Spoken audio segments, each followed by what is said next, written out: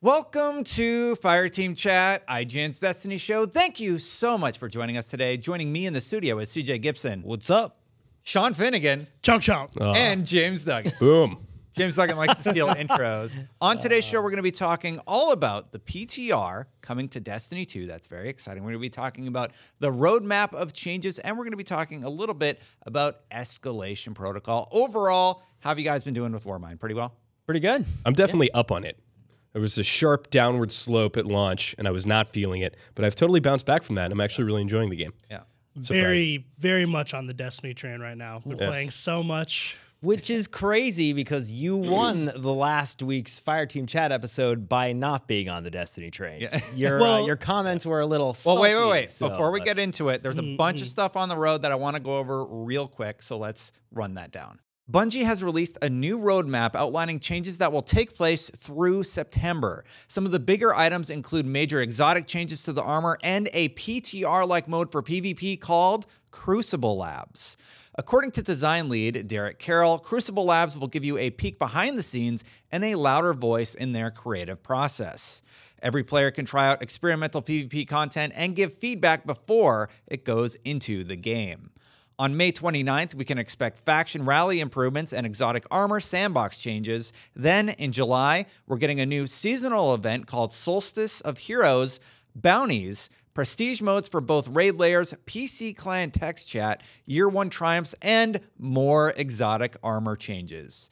Finally, in September, gear collections, records, weapon slot changes, weapon randomization, and new gameplay modes will be revealed alongside even more we can expect to hear about soon. And that's just what's on the roadmap. On May 29th, Bungie's senior investment designer, Daniel Okenpo, said that they're going to be working on heroic strikes so they drop higher rewards and become part of the power climb in Destiny. They'll begin dropping a legendary every 3 to 5 heroic strikes that will bring you up to 360 power without mods. In addition, Escalation Protocol key drops will now have a 100% drop chance with each heroic strike. In addition, they said they're tracking a few issues that they don't have solutions for yet. Those include the wall you hit once you hit 345 power, what to do after clearing your milestones for the week as there isn't much to do at that point currently, adding more tiers to endgame progression, and the quality of rewards for more difficult activities. Before all that happens, you can expect a new Iron Banner running May 22nd through 29th, which will be Control. There will be a new reputation system from Saladin and a ton of new rewards to acquire directly from his inventory, including weapons. I'm very happy about that. Pictured was a hand cannon, sidearm, assault rifle, SMG, sniper, and rocket launcher, and of course, that amazing new armor set. The Bungie app for your phone is also adding LFG, stats and medals, and vendor access is being tweaked to be easier to find. For summer and beyond, they're working on a better gear solution for the mobile app. And finally, just a simple PSA, if you're on the power level grind, wait 1 week to pick up your clan engram, as currently they will not drop at your power level, but they will next week. Now, let's talk about all that on the show, but it's kind of a huge turnaround for Bungie. Okay, so that's everything on the way. Sean, you're back. You're in it. You're enjoying it. Yeah, very much on the Destiny train, like I said before. I have to preface this with saying, like, I think a large part of it is because I'm playing on PC now, so I don't have any of the weapons. I don't have any of the armor.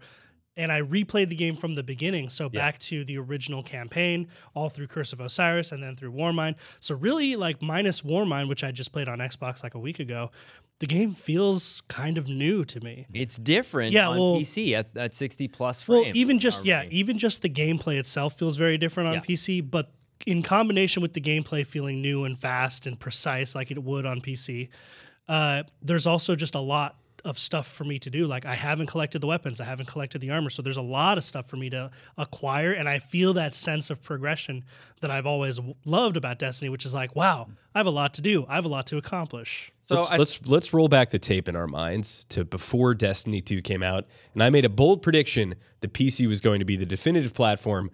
Literally all of us at this table and everybody in this office is playing on PC. It's an inclusive platform. Not everybody play in the on office. controller. We got PS4 Most players people Who? in the office. Who? Marty, there's a couple people, Zach, Fran Marty, plays on PC. Barrett. Oh yeah, I guess Fran does there's play a on few PC. people. But again, so let's preface you're this right. this way. Right. Let's preface it this way. The majority of the people who are playing it as a hobby, like for a living, the way we are on PC. PC. living. Correct. Well, we are. I hate how you say I get hobby, that, because but it makes me think casual. What you mean is hardcore. But they say it as a right? hobby, like to do it for like Destiny as a hobby. So, but it is Hobbies one are of those different in things where- Canada. It's Oh, it's not. It's Bungees saying it that way. I'm just saying, like, I think, yeah, the people who are jumping into the DLCs, like Doug and we were talking a little bit about the ebb and flow, like the sine curve that happens when DLCs come out. Those are the people that are playing on, you know, the PlayStation, Xbox. Yeah. I mean, I don't think that there's any, like, I don't think that there's any. It's like, you know, there's a lot of people who play Overwatch on console. sure. Yeah. But That's great. I don't think that. Good point. Long story short, I don't care what platform you're playing on. Tons of people are playing Destiny. We're here to talk about the updates. So I'm going to cut everybody off, and we're going to get the show back on the train that we are going towards. PTR was announced for Destiny 2. So let's talk about Crucible. Sean and we played together. We've all been playing a little bit more Crucible, and they're adding something called Crucible Labs. I am really, really excited about this feature. CJ, this is going to be awesome. This is going to be like Overwatch and a lot of the other games that do PTRs. I only know of Overwatch. But like every Rainbow Blizzard Six game, has almost. one. Yeah. Yeah. What's PlayerUnknown's Battlegrounds. yeah. Yeah. Oh, what's cool is that, yeah, we can play Crucible modes now together like we just did in 1v1. Yeah. Oh, boy. sorry. I Go didn't wanna check leave out that video Didn't want on to leave that Fireteam till the chat. end of the show there. But Good point. no, the PTR thing is super cool. I hope they do, yeah, just various game modes and they change it up a lot. That's what it's needed. Yeah, so just to explain for people out there what PTR is it stands for Public Test Realm, and it's something that game developers who do heavily multiplayer influenced games have been doing for a long time, where essentially players can connect to a separate server where they have implemented different changes and stuff to the sandbox, and they're basically testing them out before it goes live in the full game. It's totally something you can opt into in other implementations. We don't know how this is going to work in Destiny yet. Well, here's something really cool, Sean. They say every player of Destiny 2 access to the experimental PvP content will happen. So that means cool. console players and PC players. Yeah. That's great. So maybe it works as like it's a playlist or something in the Crucible sort of like. And that's what Load Fortnite is thingy. doing right now. Fortnite, when you log in, you see like 50v50 or like this new special mode or snipers only. Like that is what I've wanted Destiny to implement. And even if it is maybe even just a weekly feature, that's fine with me. Even 1 week of playing something new would be cool. Yeah, I mean, so like I hate to bring up World of Warcraft, but in terms of PTR, that's It's the where- right guy here. I know, you right? know? That's where my sort of most intensive experience with PTR like stuff has happened. But in WoW, it would be like, we know there's a big patch coming out in 3 months. And from now until then, PTR is open and you can connect to the server. And this is where all the changes are live. And they're testing them out. And guess what? Some of it's a little broken. Sometimes there's crashes and there's bugs. You got to be okay with that. But basically, we're here to see if these changes work. And if they don't, we'll change them before it goes live. And if they do, then they'll stay in for the live patch. This helps people prevent things like, I think something like this would have helped us prevent the special ammo change back in Destiny 1, where the change went live and it stayed live for a year and everyone hated it. Sean, you were a big... you really, really wanted a PTR in Destiny. You have it, or you're going to have it very For PvP. soon. Yeah. That's one environment. You know, I think that a lot of us, the frequency and consistency of Bungie's mistakes historically with Destiny 2 have been staggering. Almost every release, there's some kind of major bug that is, whether it be, oh man, what was that called? The laser. Prometheus lens? Prometheus lens. Bugs Heavy with ammo glitch. strikes, with raids, things The that... raid day one that we beat and then we wiped. Yeah. And they said that wasn't a widely spread problem. Sure. And then they're like, oh yeah, it totally is. Right. And then they fixed it. I think this time they could have gotten very valuable feedback about how heroic strikes feel completely under incentivized and how doing something like the Herald of Zol, which is a really cool fight, and I really enjoyed playing heroic, but we got hardly anything for it. We got nothing for it, actually. We got 335 gear. I feel like that feedback is where I would want to see progress. So having a PTR and PvP is a step forward. I think it could lead to a much better environment. It could lead to a lot more experimentation, like wild experimentation. They could vastly go in one direction or another, and then if people don't like it, they'll be like, all right, well, we'll just revert it. Well, hearing their notes about like the strike stuff already, I'm very happy to see that they're like, yeah, we screwed up. But look, that's reactionary. Retroactive, right? It's always retroactive. It's always reactionary. It's never preventative. And I think that with a game like Destiny, where the cadence for content releases for PvE and group PvP are so infrequent, you really have to get it right, or else you miss. And I feel like they've missed with every content release in Destiny 2, which is not to say they're not getting better, but I feel like the vast majority of players are getting in, going up against this now 345 wall, previously, what was it, 280 or 265 or something? The soft cap was. Yeah. This progression wall, bouncing off the game and being like, well, all right, whatever. But see, you're talking about those as if they're actually flaws, and They are. They are flaws. right. They are I mean, I get that, but it's not that. Well, that's a design decision. That is not Sure, a that's flaw. subjective, but It I think is. it's you can look at it objectively enough to say it's a flaw. From the community is, hey, 350 strikes are rewarding 335s. This doesn't make sense. But this isn't a fun gameplay loop. so And they're like, I hey, see- you're right. We're going to I fix see what that. you're driving at, but Yeah. that's the thing is PTR at least affords people the opportunity to voice their opinion, where Exactly. before you didn't have that. So Yes. like, you're right. Maybe it was a design decision to do whatever, the special ammo change, right? Yeah. But at least we would have had the opportunity to be like, I think this is poor. Yeah. And if everyone, That's what the internet if would say. 98% of the people Yeah, they would. said that, and they said, well, this is what we think is best, then we have to take that. Here's my only argument against that. And the problem is, it seems like I'm defending Bungie all the time. I get You it. are. It's Fine. okay. So there it is. But regardless, I was saying this before. I don't want a PvE PTR because I think it takes away from what Destiny is at its core. Like, oh, let you experience all the content first and find all the secrets. No, and that's then you're going to go that's a through it. totally valid point. No, and and that's to me- something that with World of Warcraft and with other PvE games that they need players to test out because they don't have the internal resources to do it to the this is degree that they public. need to. Right. And I think the amount of content in Destiny is not high enough to justify that. So I agree Yeah. with you in the sense that I think for the folks who are in it, it will spoil the experience. Yeah, like PvE or PvP for sure. I don't mind that because I feel like those are just modes. But for PvE content, But they could still do like But that's the thing is, you don't. Just go to the Nessa's idea- PTR version. Hey, we're doing the PTR Again, on Nessus this Not week. the whole game client wasn't available in World of Warcraft's PTR. It was just particular sections of the thing, right? So like I can totally understand why it would not be good to have PTR for PvE when you're revealing a raid, for instance, because you don't want people to have a exclusive, not even exclusive because I guess everyone's going to have access, but just a sneak peek at the content before it drops. Like I don't think that that's a good thing. But for things that exist in the game regularly, like maybe strikes, stuff that's always been in the game, yeah. like that could be a beneficial thing, right? A and PTR strike playlist. Yeah, and I get what you're saying about like fixing some of these cap or progression issues. That makes sense. Yeah. But I mean, those are things that I think are done intentionally, and I don't know if PTR in advance of enough would actually fix that. Like some of it is, I think, exploring what that is and min-maxing. Like you guys ultimately, what level are you? I agree with 383. Yeah, but Yeah. he had to make 3 characters to facilitate that. I get that, but that's kind of been a no staple life of Destiny. Well, yeah, I'm I know. 371. I've been playing on one character. I've been enjoying it, but man, getting the 335, I almost quit. Yeah, and it's didn't difficult. experience the rest of the Warmind, which I've really enjoyed. So there is a balance to be had, and I agree with you. I don't think Destiny has the amount of PvE content to make a PTR for PvE appropriate, but I do think that they need to find their formula and start sticking to it and making these lasting design decisions and stop second guessing themselves because it's like the hard cap or soft cap. What was it? Was it 265? 265. 265. First part of Right. Destiny 2, yeah. You could take that and make a direct inference to 345 and say that's 1-to-1. And I feel like they should have caught that the first time. And the fact that we're in a second sequel, you know. Do you think this Crucible Labs is going to impact both sandboxes for the better? I think it'll Yes. impact PvP for sure. Yeah. I don't know about PvE. Indirectly, I think it will because they're doing some of what I've been asking them to do, where they're making exotics more powerful, and then that's translating to different meta in PvP.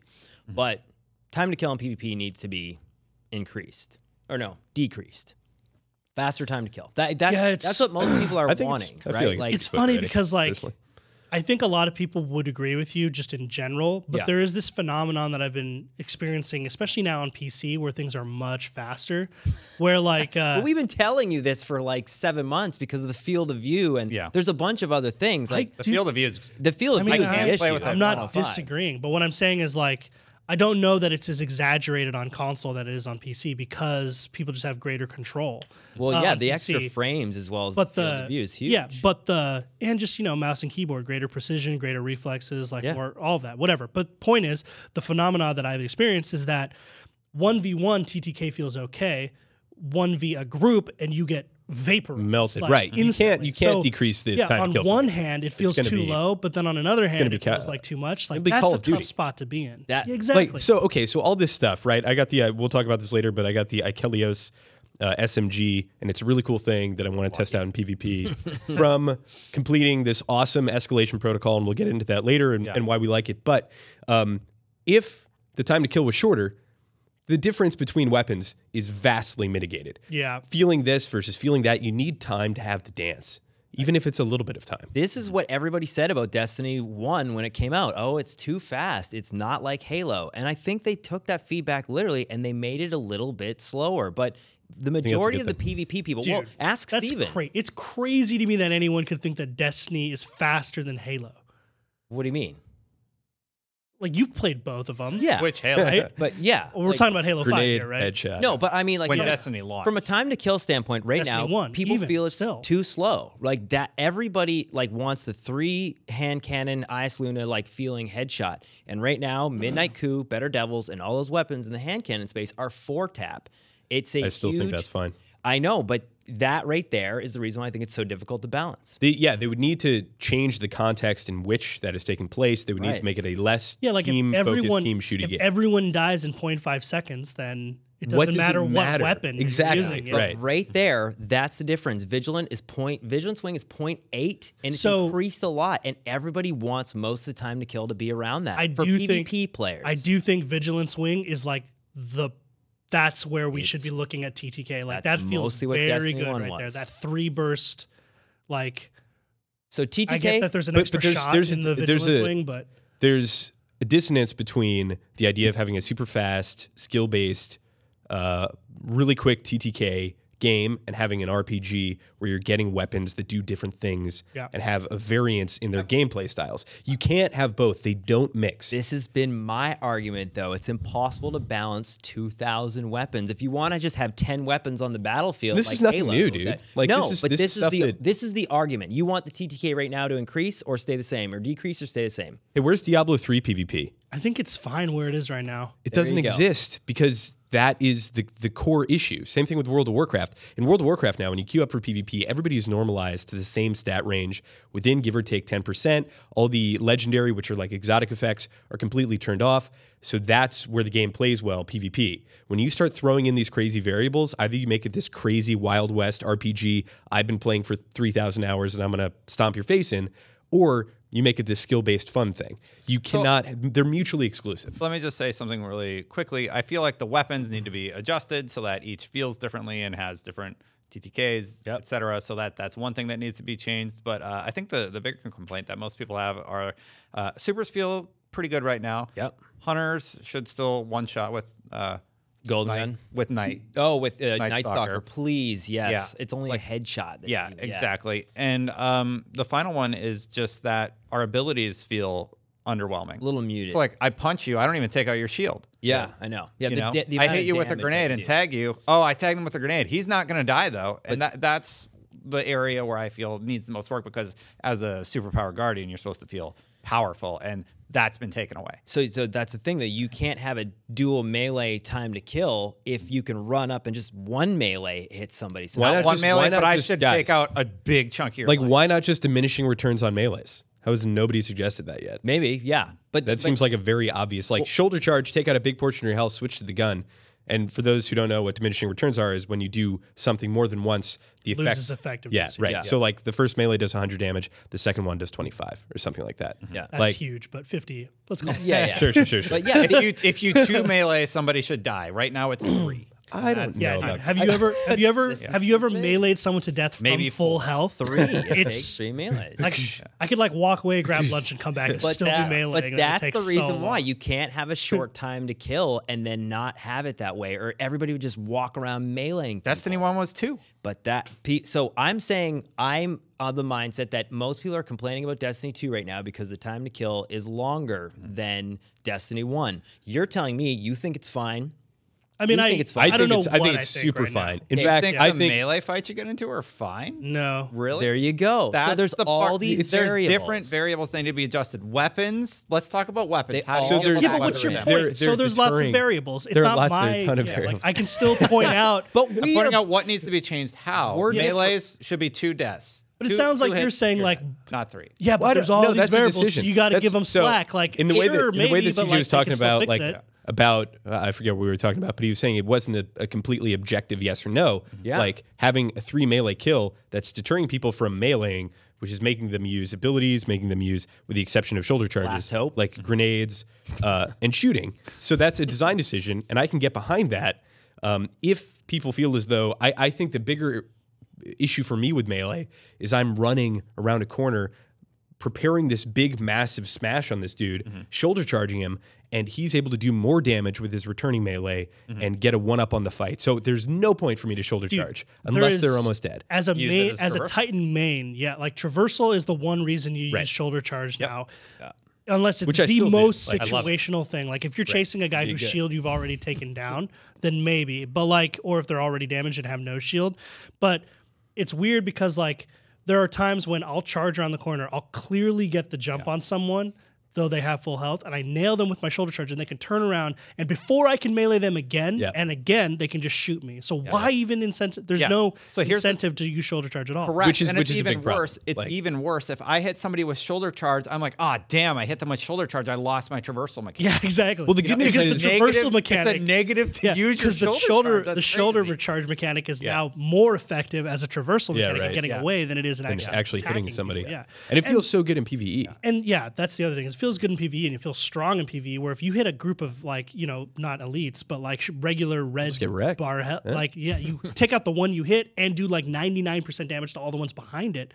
It feels really good. Here's one that does still feel good. I think Hunter Knife still feels pretty good. it feels good because it's fast. But Oh yeah, and just to be clear, real quick, don't mean to interrupt. The reason I keep talking about Titans is because that's the class I play. Yeah, Like right. I can't really speak to Hunter Melee because I haven't played a lot of it in Destiny I mean, 2. you have Warlock mostly use it as a shield. ability. Yeah, I mean, Hunter's the weakest because of just there's no recharge. Yeah, like Warlocks or Titans. But I mean, within the context of Destiny 1, there was armor that allowed you to have faster melee. And sometimes people like that, sometimes people didn't. But I'm curious to, it's interesting. To me, there's no, PvP TTK increase yet. That's the thing that people are looking for. Well, You guys who don't are seem people? like you care. No. I think for the most part, like I would say the larger part of the Destiny community that feels like they're not coming back to play the game PvP wise.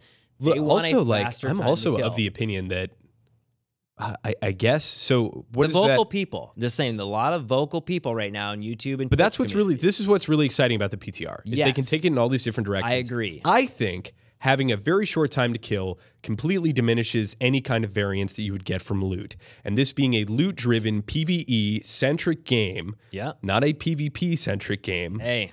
This is the only place where you can experience raids in first person to the fidelity that they are. And I feel like that's a more valuable experience that is drawing more people in and giving the game a longer tail than what I feel to be not that great of a PvP experience relative to things like Overwatch or the tension that I'm able to feel in PUBG or Fortnite. That's my opinion of it. I just realized we went 20 minutes on that segment, a little bit Jeez. longer than I meant to. But what was I going to say? I forgot. Is there any final points you want to make about the PTR? No, I think what's interesting is, the PTR is a really positive thing, and I hope that they will introduce things in it like an only snipers mode or an only whatever. They lock loadout or they decrease the time to kill and see what that plays like. That is what I want. Sure.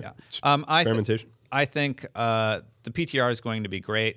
The issue that the community has is they always say it's time to kill. I think that is an oversimplification For sure. of the problem. Totally agree. It's dramatically Totally agree. oversimplified. Yeah. It's just one that's the only aspect point of I was like trying a to make. 10 different point problem. Yeah, I Because absolutely. it's time to kill wholeheartedly with agree. the melee ability. 'Cause I guarantee that is you- one facet of the time to kill that Yeah. needs to be adjusted. I guarantee ARs you- are another. I guarantee you what happens if you just overall lower the TTK. What that means is most people who come to this game is kind of like, they're not core players, they're like casual players. They're going to hop into PvP, get wrecked, like instantly evaporated. And then guess what? You have the same thing you had in Destiny 1, which is everyone just whining about shotguns. Yeah, They I mean, die too fast. This is why I think they changed it overall. So I'm excited about the PTR. I know we got to move on. Yeah, that is the thing. But to make it sound like it's easy, to me, it's like, you're either appeasing one crowd or you're not. I mean, none of this is easy, No, but I it doesn't know. make it that they shouldn't do it, No, but to me, it's like they can't change it every day. So that is the problem. I feel like people are just going, hey, we want to change, and until you do that, I'm out. And that Well, they can try it on the PTR. I think they can go nuts. Yes. This is It's gonna this be great. place where they can go crazy. Yep. Well, we'll see, but I hope it's going to be great. Yeah. The next thing we're going to talk about are Bungie's roadmap changes, and this had me actually really excited.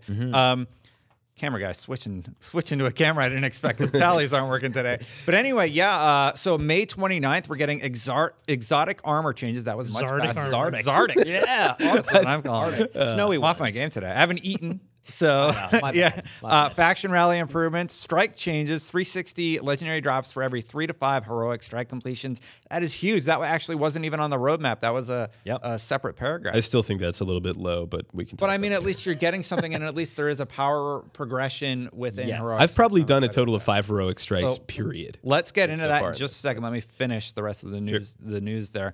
Solstice of Heroes, Prestige raid layers are coming in July. Year 1 triumphs and more exotic armor changes. Those are all for July, including the Solstice of Heroes. And then September, we're getting gear collections, records, weapon slot changes. Weapon slot changes. That's big. Weapon randomization and new gameplay modes. Iron Banner bringing back Bannerfall. Yes. I think it's going to be called Bannerfell. Nice. That was That'd my be guess. funny. That looks Because so the good. tower's all messed up. It's Yeah. definitely changed. It's really good. I love that map. That will I be do for like that. Crucible. What are gear collections? Yeah, Somebody so would elaborate who on knows? I'm guessing it is their solution for the vault space. Yeah. Yes. Everyone's using Destiny sets right now Yeah. to be like, what do I have on my checklist? And if this is anything like that, Yeah. I would be tremendously happy. Yeah. And just knowing that it sounds like it's some sort of solution to address the vault space problem Yeah. makes me really, really happy. Yeah, the random rolls thing, I was never really, wanting to go Let me say away. one thing. If this does address the problem, when you launch Destiny 3 Yeah, or right, whatever right, it's right. called, keep it. Don't revert. There you Anyway, go. go No, it's fine. That's what we were talking about. Like, the random rolls thing. I think when you thought that it was going to be a collection game with a kiosk that wasn't going to fill your vault to max 200 and now 300, if that is a solution for this, where you don't need to have tons of stuff in your vault and it's a checklist, I'm game for that. Yeah. That is good. Exactly Like you the could way just go and buy it with shards. the way that exotics work right now. I think Yes. they should just. I mean, it sounds like a lot, but I feel like it's the only solution. Just have that for legendary sets as well. Yeah, within the context of this is your raid kiosk, this is the heroic strike kiosk. Maybe this is just your armor kiosk, What and if you can you tap had, through it. What if you had interesting set bonuses for the set you get from the Yeah. different planets? Because some of those, like you got the weird Yeah, it's hazmat kind of one on aesthetic. Titan. Yeah, You never know. So basically, to me, the collection kiosk just needs to be the vendors that are there. Like right now, if you go into Right. Zavala and Shaxalant, you can preview everything they drop. Just allow it when I check it off to be like, boom, I Yeah. grab that Hey, back. you can anytime. buy these. The same way they're doing the prismatic Exactly. matrix right now. You've Yeah. collected these already. You can buy them again. Well, you can't got buy them again, but if you let me do Yes, that, I can pick it up it'd be again if great. I want it. Yeah, Yep.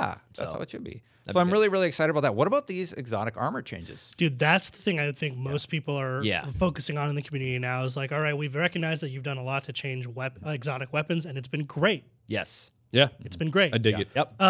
Now, because you've done that, it actually seems... Give me more. No. It just seems like exotic armor is actually kind of pale by comparison. Like It does. The changes to exotic weapons kind of almost underscore how weak the Graviton. armor has been. So good. Like, Yeah. I don't know about you guys, but I became like supremely reliant on Twilight Garrison in Yeah. Destiny 1, which is the Titan. That is Oh, Twilight for sure. Garrison, Yeah. right? Yeah, The one where you that dash air around. dodge. Mine was Armamentarium. I wanted my 2 grenades, which is Oh. back, by the way. Super happy. Armamentarium with that's 2 good. Titan lightning grenades. Right? Yep. Oh, the most Yeah. OP thing in the world. So those are the types of things we want. Is the same criticisms we had as of exotic weapons, which was that they didn't feel powerful or necessary. Make exotic armor feel powerful and necessary, and you will have like the admiration of a lot of the people in the community. There's who are talking like about that. there's like 1, maybe 2 per subclass right now. Like War Rig on Titan, you got Yeah. Orpheus Rig Alpha and Lupi. Celestial. Yeah, but even then, it's on like War Rig Honor. is like, okay, great if you can like fight. auto rifles. Well, the new Well, yeah. It's good for I the mean, PvE. that's Oh, the it's one great that for jumps out PvE to me for as sure, like yeah. changing gameplay. That Mask of the Quiet One, Which is but what I use, yeah. even that, like reading into, and it's like you get 3 stacks of increased grenade charge when you melee, and it's like too much. I want a thing. Yeah. You know, I think Graviton Lance is brilliant in its simplicity and its brevity. It's just it does this amazing thing that is immediately understandable. Twilight Garrison. Yeah. You get an air dodge. Yeah. That's so awesome. Yeah. I think it's Wormhusk. The Hunter exotic helmet is actually disgusting. So much so that some people like it and some people don't. From a standpoint of PvP, it's super cheap when you do a Shade Step and you get your health back. That's nuts. Yeah, I didn't want to use that one, but that one was pretty dirty. The exotics are getting a little bit more exotic. You wanted to comment on the strike changes. Yeah, the heroic strike changes. So You get- guaranteeing 360. Yeah, I think that it was like going along this very nice road, this very beautiful, brilliant scenery, and then all of a sudden you're just like, whoop, and this crazy speed bump, and that speed bump is hitting 345, jumping into strikes, which feel, in terms of both their complexity as well as like the logistics of getting a group together to do them or being able to matchmake, like the next logical thing after beating the story. It's like, okay, go into heroic strikes. They're challenging, they're fun. I think the Herald of Zol fight is one of my favorite strike The mechanics, It's really good. boss fights. And so it's a really, really, really, really bitter aftertaste when you come out of that with literally nothing. Yeah, right. Nothing. Yeah, there's absolutely nothing. And so that to me felt really bad. I want to run strikes. I want a reason to go back and run strikes. Zavala now has that like rep system as well as some of the other vendors. Yeah. That's cool. Even But in Destiny 1, they announced, or like, grinding strikes became a thing, like that you would do. You would just group up with your friends and you would just run 10 or 15 strikes in a row because you could do them pretty quick. You would activate one of those little medallions that gave you increased bonus. And then you would make sure to use your 3 of coins every time, and it would up your drop rate like significantly. Yeah. And it's like, that was, so the strike itself by itself didn't really give you these rewards like out of hand, but but it gave you mechanics to stack it in your favor such that you wanted to invest a bunch of time into it, and then people did, and that is just something these strikes aren't doing right now. Rise of Iron gave us a huge reason to go back to strikes because that's how you got over that middle gap before endgame. That's the problem that Duggan's talking about right now. Is like that gap just hasn't been addressed. I want to talk about a larger problem in progression, which is fantastic. Hasn't yet. There's a larger problem in progression that Bungie clearly understands how progression should work up to 265, up to 345, and then they go to this weird free-to-play gotcha game mobile thing where I'm logging in to get weekly and daily bonuses instead of doing the content I want at the pace I want. I think historically, trying to bottleneck people's progression to extend the time that you're playing a game has been something that a lot of developers have tried, and almost always it's met with a poor reception because it doesn't feel good. If I want to invest 70 hours in a week, if I want to no-life this thing, let me, please. I want to Destin Legaria. And what's screwed up about that is you can do that, but just not through their own design. You can do it by circumventing the systems that they have put in place by having alts. They all have to be different. Right. And so then what do? Well, now you can't have duplicate characters. It's like they're going back to fix a problem that they've only created because they haven't just stuck with that easy, intuitive progression system. Yeah. But here's the question for you. Right. Do you think that as you get to that end game, that it should taper off, your progression should slow? Because I do think it should. I absolutely do. And there's that curve is very important. It doesn't it should slow be, those, Sean. Like it should it's a be brick wall. They actually call it a brick wall in their update. Right. And then the other thing too is like the concern about stratifying content, having stratifying rewards and items for just raids and things like that, which they're finally leaning into, and I think they need to do more of that. I know it's not a great solution because like it does alienate your casual player base, but I would say that raids are approachable enough. I just think like by the time you're done with the story, you can do heroic strikes. And then you can attempt raids, but it's really difficult. And by the time you're done with heroic strikes, you can do raids, and then you can attempt prestige, but it's really difficult. Like it's just a very it should be a very intuitive system that they already have up until these soft caps. Yeah, what do you think, Siege? The token system is really the overarching theme that we're not talking about, because the stuff that you were talking about in Destiny 1, Sean, you do that because you'd not be able to get like 10,000 tokens to change into the slot machine. You do it once or twice, then go to pick up your XP, right?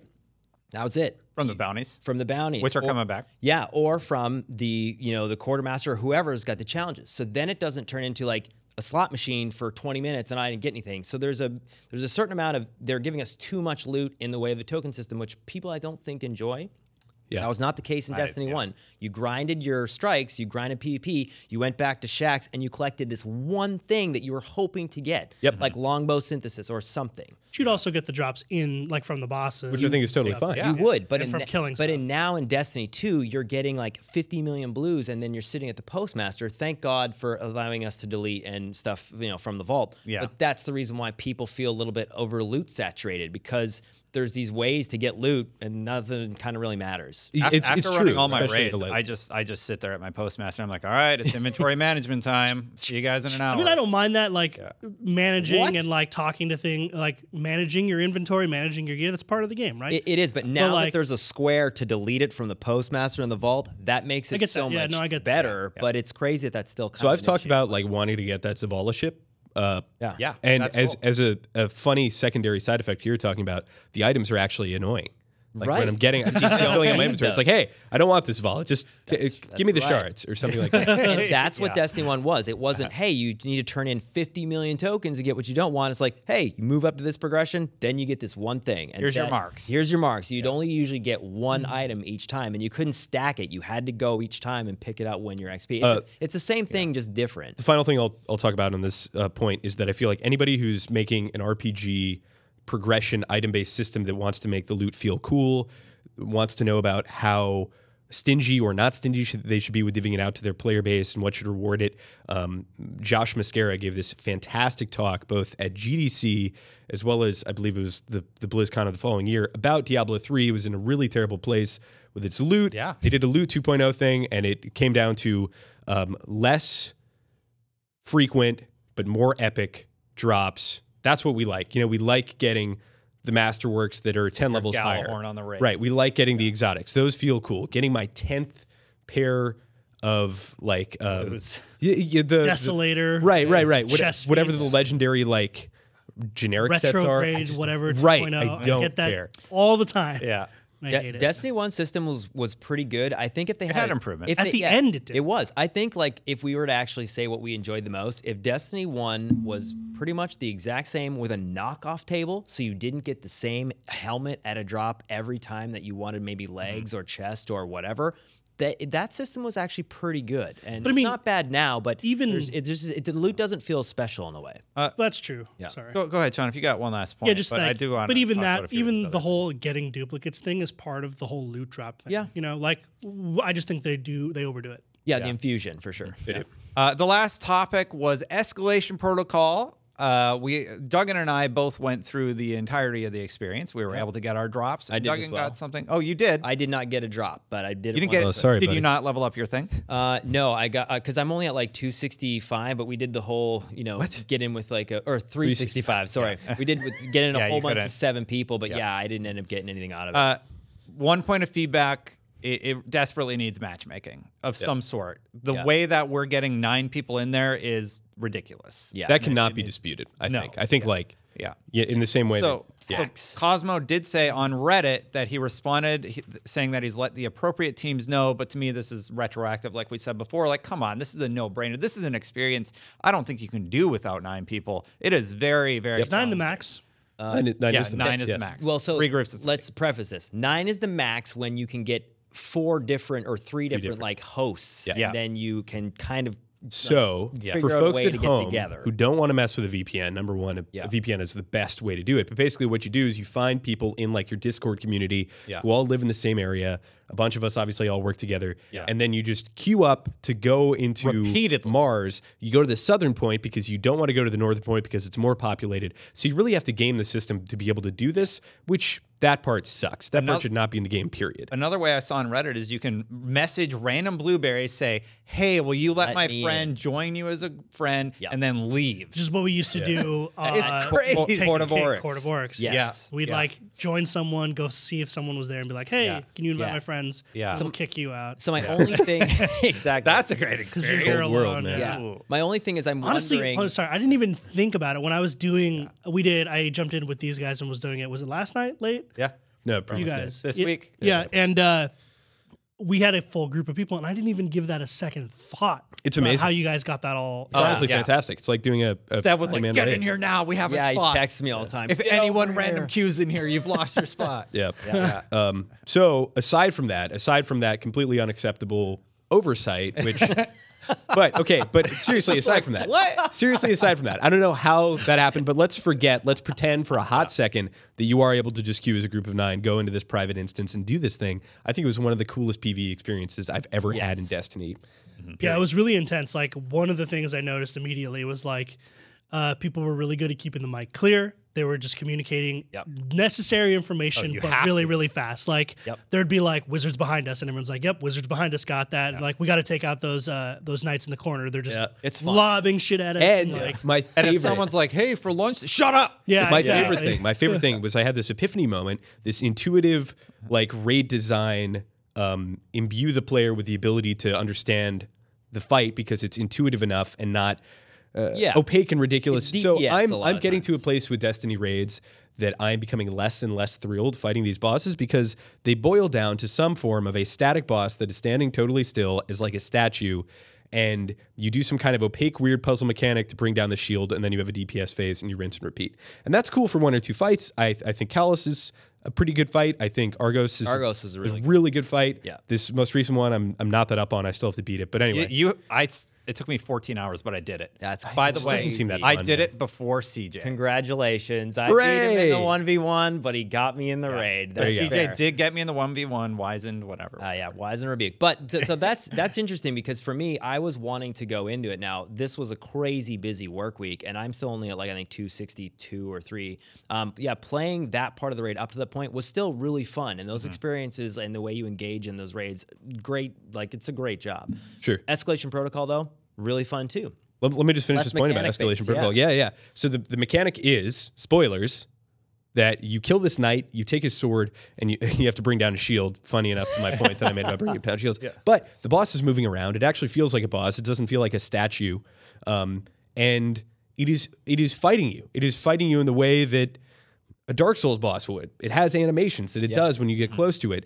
And one of the coolest things was this group dynamic of figuring out, okay, how do we bring this shield down? And what we settled on was we all get the sword. We have a Titan with bubble. That Titan has to go in, but if that Titan goes in and just tries to slam the bubble, he'll just get knocked away. And the bubble will be too far. So I run in beforehand, feign the attack. He does the attack. During that animation, one of our Titans comes in, drop the bubble, we drop the shield, then we all go back in DPS.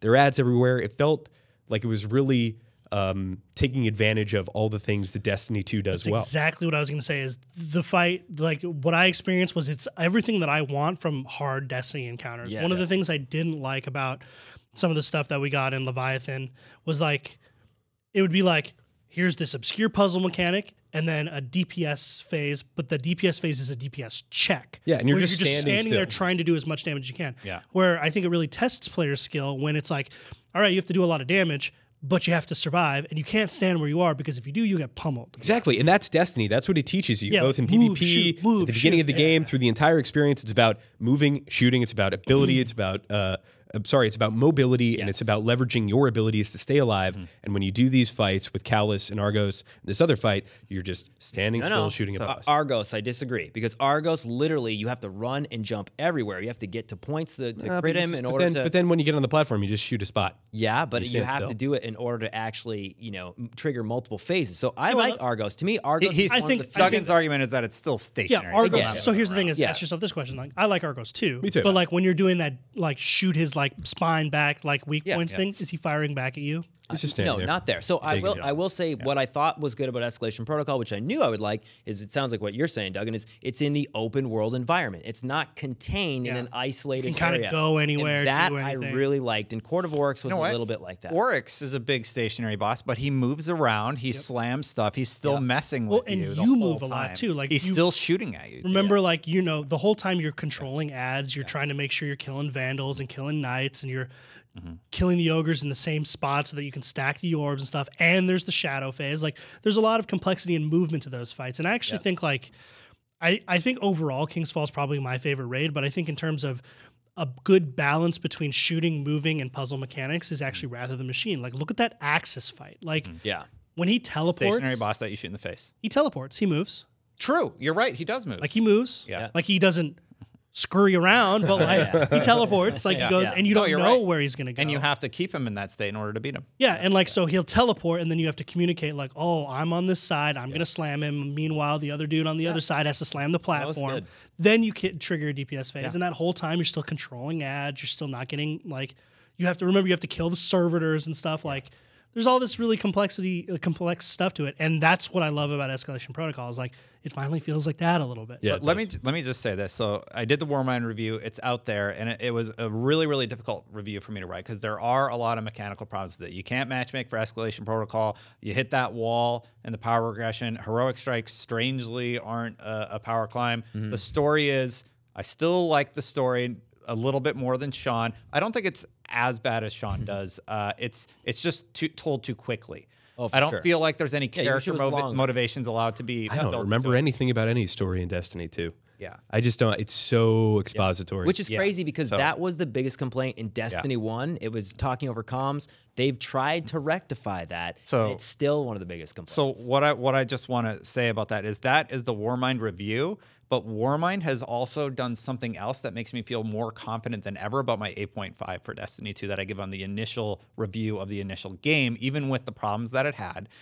I'm more invested than ever in grinding up my power levels. I have that power level chase again. I have three raid encounters that I can experience in the game so far. Yeah. There's problems in every facet of Destiny that need to be adjusted, right? But I am just enjoying my time in the game again, and it's something they've changed with how you get gear. Just doing stuff feels more rewarding, and I'm very happy about that. And there's more stuff to do. This is something I had no perspective on until probably recently, because you guys had played Destiny 1. You had 3 years of content to go through and do on a weekly basis and have a lot of fun and variance there.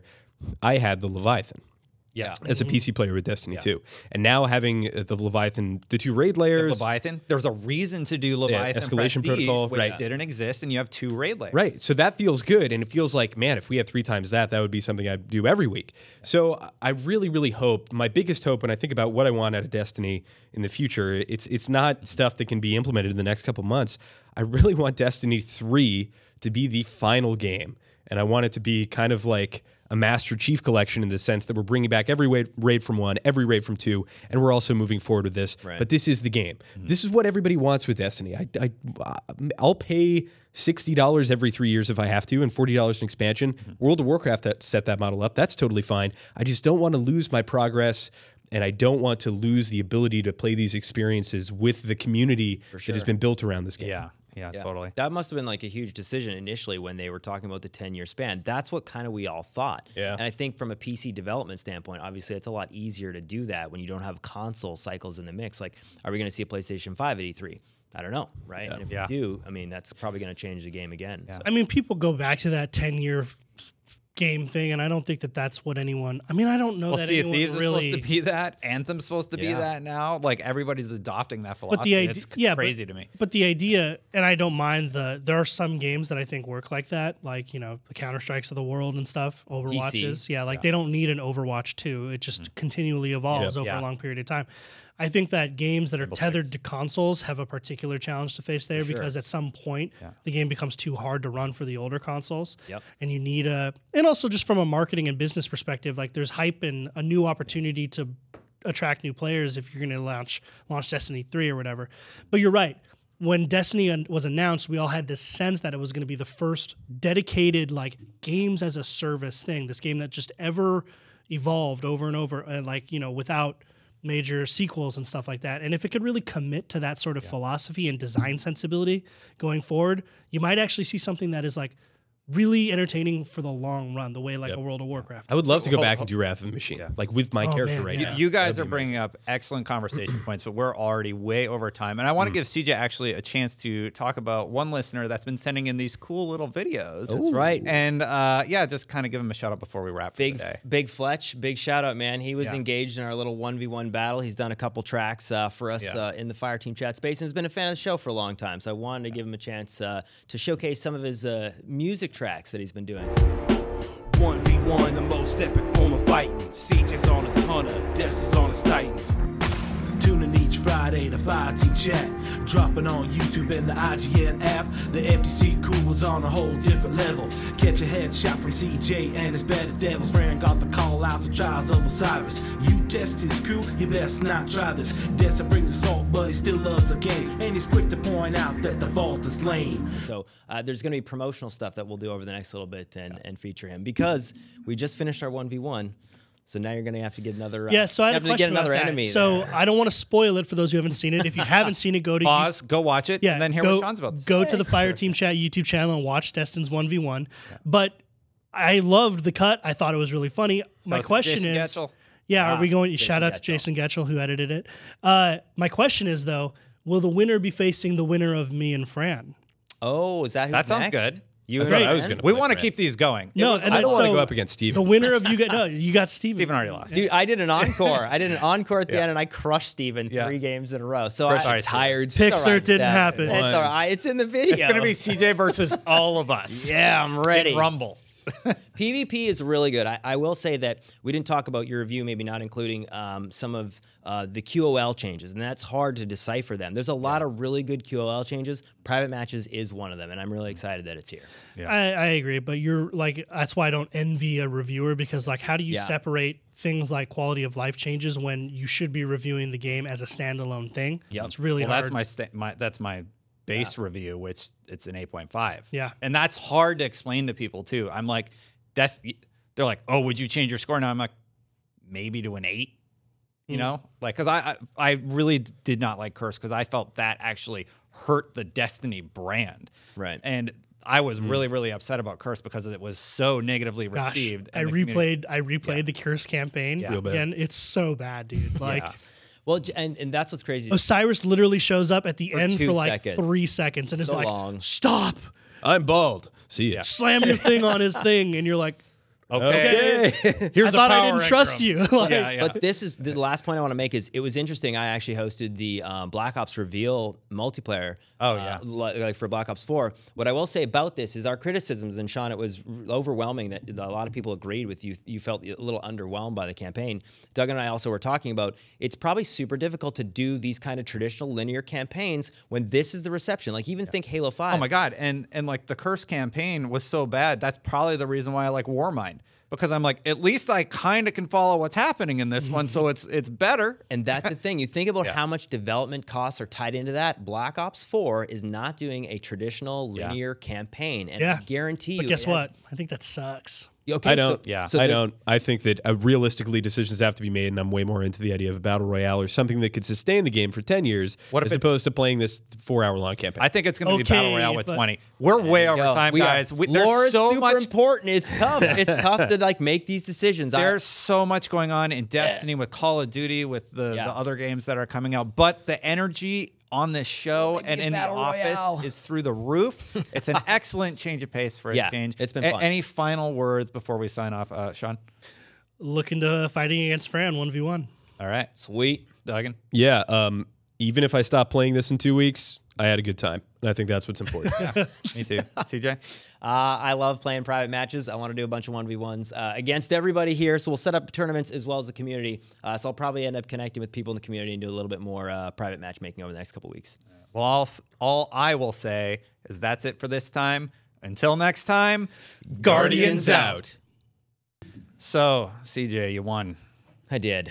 I mean, I feel kind of bad. I didn't really know I was using Foe Tracer because I was killing you so fast with my Wise and Rebuke. He admits to cheating. That's good. I mean, I will say that's a step in the right direction. It's going to be in the comment section, so I apologize. We agreed to use some exotic armor, but you did good. The tractor cannon was good. Yeah, let's just say this. I did much better than CJ expected.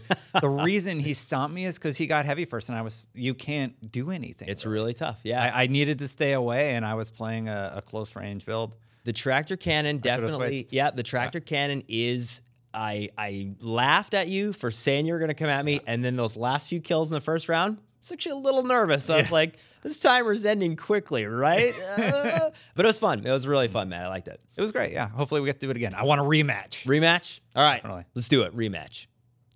Hey, everybody. Thank you so much for watching. Don't forget to hit subscribe if you want to do that, or check out all of our other episodes right here.